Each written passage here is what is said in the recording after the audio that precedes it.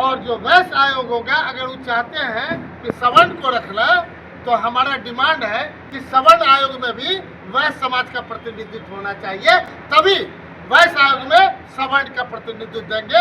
ऐसे अगर आयोग बनाइएगा तो गंगा जी में पूरा वैश्य जो है आपको ठेल करके डुबकी लगा देगा। बिहार सरकार को आगाह करना चाहते हैं कि आप सचमुच में लंबे समय से वैश्य समाज का वोट लेकर के इसे ठगने का काम किए हैं, तो अब वैश्य ठगाने का काम नहीं करेगा और आप 29 जून से पहले वैश्य समाज के लिए वैश्य कल्याण आयोग का गठन करें, और नहीं तो पूरा बिहार का वैश्य समाज मिलकर के आपको हटाने का काम। एकजुट होकर के सरकार को अपनी ताकत दिखाने का काम करेंगे। और दूसरा, आज ये आगाज़ था परवराज विधानसभा के लिए, वैश्य एक साथ एकत्रित होकर के 2025 का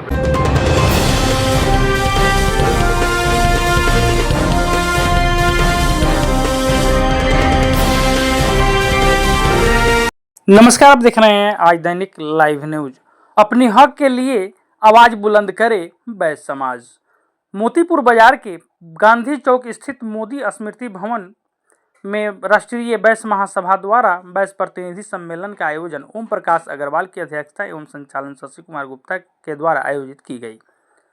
आयोजित कार्यक्रम को संबोधित करते हुए राष्ट्रीय महासभा अध्यक्ष पूर्व मंत्री सह विधायक समीर कुमार महासेठ ने कहा कि वैश्य समाज जब तक संगठित होकर अपने हुकूक की आवाज़ बुलंद नहीं करेगी, तब तक यह समाज राजनीतिक हाशिए पर रहेगी। उन्होंने कहा कि बिहार सरकार द्वारा वैश्य समाज को 56 उपजातियों में विभाजित कर उनके जनसंख्या प्रतिशत को जानबूझकर कम करके दिखाया गया है। उन्होंने कहा कि राष्ट्रीय वैश्य महासभा पिछले 30 वर्षों से वैश्य समाज के सामाजिक, राजनीतिक, आर्थिक, शैक्षिक अधिकारों के लिए संघर्ष कर रही है। उन्होंने कहा कि समाज के लोगों में अधिकार भरते हुए आह्वान किया कि 29 जून को पटना बापू धाम सभागार में आयोजित सम्मेलन में वैश्य समाज के हजारों प्रतिनिधि होकर अपनी एकजुटता से सामूहिक शक्ति का परिचय देंगे। समारोह को प्रदेश अध्यक्ष के चौधरी, प्रदेश उपाध्यक्ष सर्राफ, जिला अध्यक्ष रतन चौधरी ने संबोधित किया। मुक्तिनाथ जायसवाल, राम पुकार शाह, राजेंद्र चौधरी, दीपक गुप्ता, अजय नथानी, बैद्यनाथ प्रसाद, केशव चौधरी, संतोष गुप्ता, शंभू मोहन प्रसाद आदि ने संबोधित किया।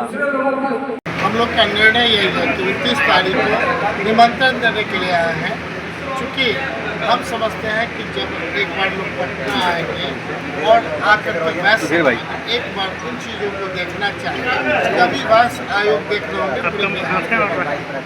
कोई वैश्य का चेहरा दिख नहीं है, लेकिन हमको उम्मीद है कि 29 तारीख तक इन लोग को जिस ढंग से पूरे बिहार में जो सोशल मीडिया और सारे हमारे चौथा स्तंभ आप लोग बता रहे हैं, तो उन लोग के बीच में काफ़ी खलबली है कि हम वैश्य आयोग को किस ढंग से रखें। क्योंकि वो हम जब उद्योग मंत्री थे तो नोटिफाई हम ही को करना था, इसलिए हम उन तकनीकियों को हम जानते हैं क्या कारण है क्यों नहीं कर पा रहे हैं। और तकनीकियों में मेरा एक ही लाइन कहना है, सवर्ण आयोग में वैश्य को रखा जाए, और जो वैश्य आयोग होगा, अगर वो चाहते हैं कि सवर्ण को रखना, तो हमारा डिमांड है कि सवर्ण आयोग में भी वैश्य समाज का प्रतिनिधित्व होना चाहिए, तभी वैश्य आयोग में सवर्ण का प्रतिनिधित्व देंगे।